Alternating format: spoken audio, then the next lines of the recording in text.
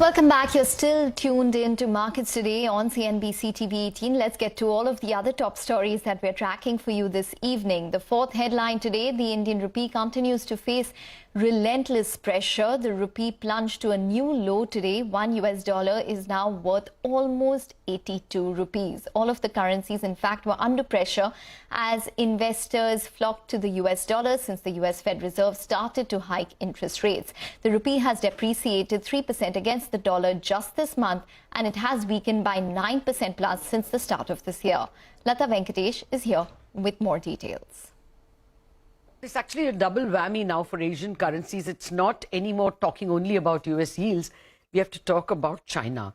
The Chinese currency saw a much lower fixing today. You know, Chinese currency doesn't, it's not entirely market determined. The PBOC determines a midpoint and allows the currency to float around it.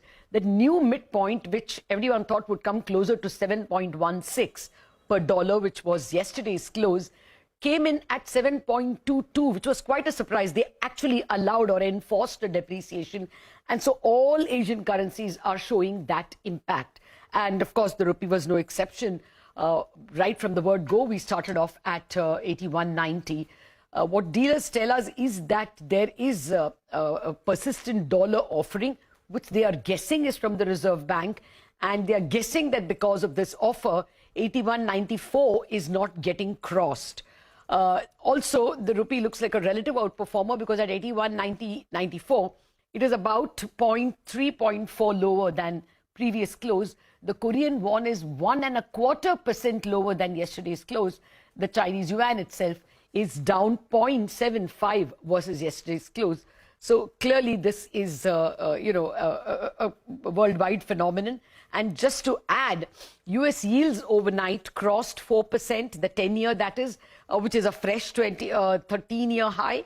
And the US data came very robust. Consumer confidence as well as new home sales. New home sales were 28% higher than June, the July numbers, whereas they were actually expected to fall by about 0.05. So, strong noises coming from Fed governors who spoke like Bullard and Evans as well. And therefore, the market now is not looking like there is any immediate peaking off of the dollar or bottoming out of the currency. At least for the moment, there's more to go. Okay, all right, Lata. Thanks very much for that. Well, staying with the macros, the Bank of England has announced a plan to buy as many long-dated government bonds between now and October 14th to stabilize the financial markets. It also said that it would postpone next week's start of its gilt sale program. The Bank of England added that it would sell back the gilts it buys once the market conditions have stabilized, and that Britain's finance ministry had agreed to indemnify it against any losses. All right, let's get to the last story of this evening then. BHEL gained close to 2% after the company received an order for setting up the Talcher thermal plant. Vahishta Unwala is here with the details on this story. Well, Bhel has announced a 1.3 gigawatt power project for NTPC at the Talcher thermal plant. Now, this is a brownfield project which is to be done on an EPC basis. Macquarie has expected the order value in upwards of 8,000 crores, and given that NTPC has earmarked 11,800 crores for the project, Macquarie has expected 21,600 crores of order inflow for FY23 for Bhel. And also, with no other major orders in the tendering stage, there are no expectations of a similar large order in the second half of the ongoing financial year.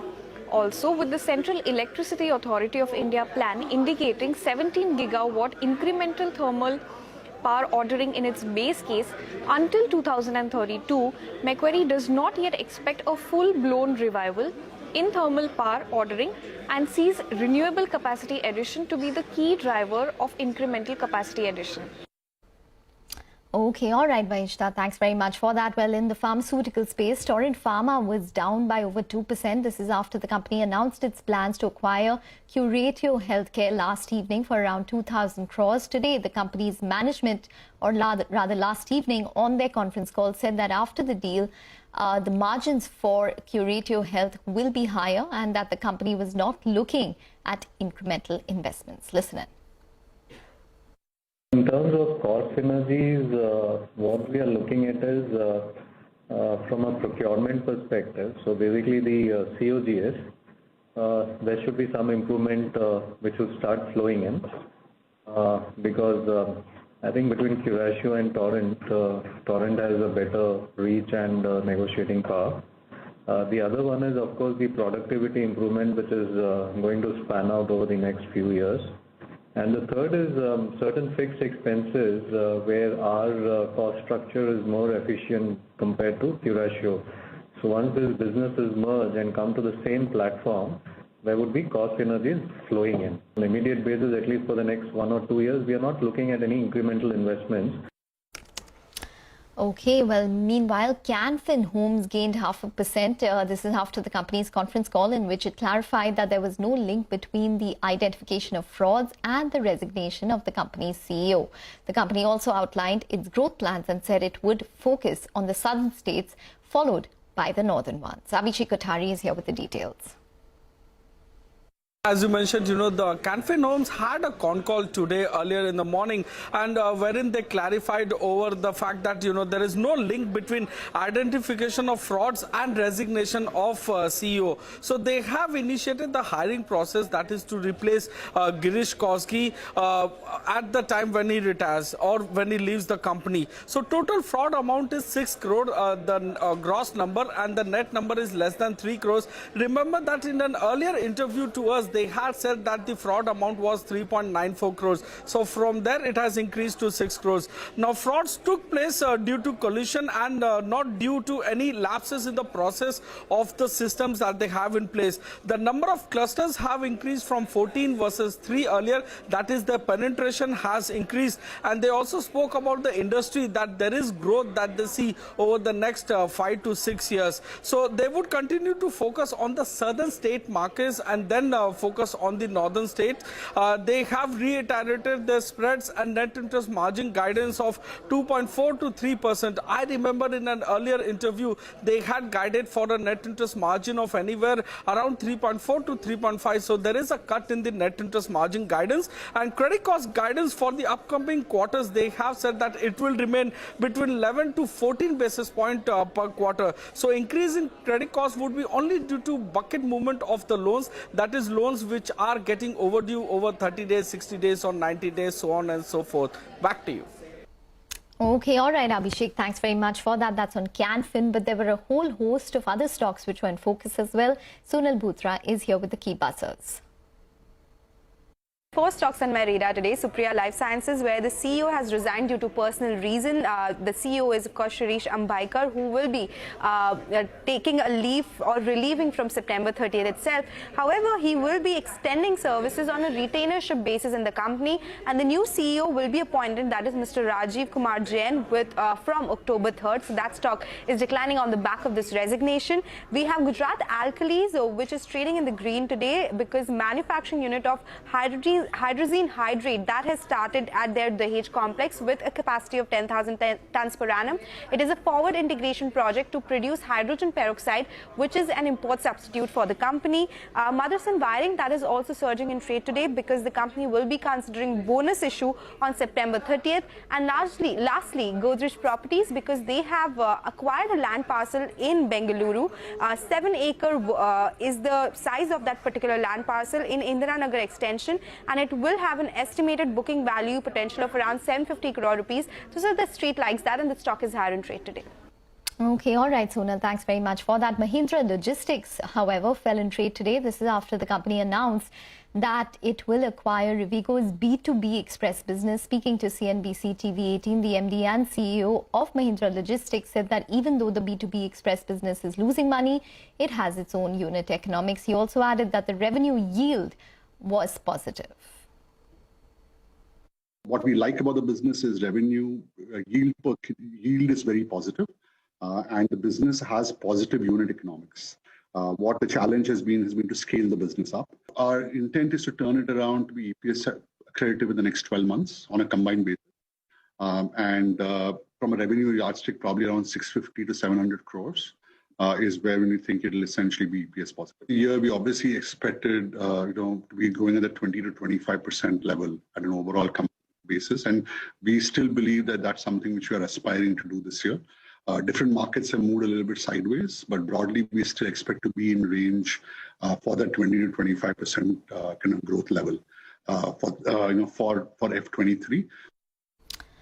Okay, let's move on then. The insurance regulator IRDAI has pushed for insurers to offer long-term policies. Our colleague Yash Jain is here to get us up to speed on the exclusive details on this story. Well, long-term policies is something we generally see on the life insurance side where there are longer tenure policies, but on the general insurance side, we normally see short tenure policies, be it 1 year, 2 years or 3 years, but that is set to change very, very soon. What we've been given to understand from our sources is that the insurance regulator has formed a 21-member committee. This committee has representation from the insurance side, the general insurance industry, from the regulatory side as well as the banking side. The committee is essentially going to be responsible to give the regulator suggestions on how longer tenure products could be introduced in the general insurance industry, particularly 3 business segments, the health insurance industry, the motor insurance industry and the property insurance segment. These 3 segments form major portion of the revenue for general insurance industry. The responsibility of this 21-member committee is going to be to give suggestions on what could be an ideal structure for long-term products in these 3 segments, what could be the premium pricing mechanism, also what could be the accounting strategy for general insurance companies on the premium which they receive upfront. We've been given to understand that the premium accounting method could be on similar lines as single policies on the life insurance side, where 10% of the premium could be accounted each year for the tenure of that particular policy. This is an important move, especially for general insurance companies. It will improve the stickiness or the persistency of customers staying with one company for a longer period of time. But of course, to get them and make them pay that lump sum amount for longer term policies, that will require some discounting, some mechanism so that they get attracted to these kind of policies. Okay, all right, Yash, thanks very much for that. On that note, it's a wrap on this edition of Markets Today. Thanks very much for watching.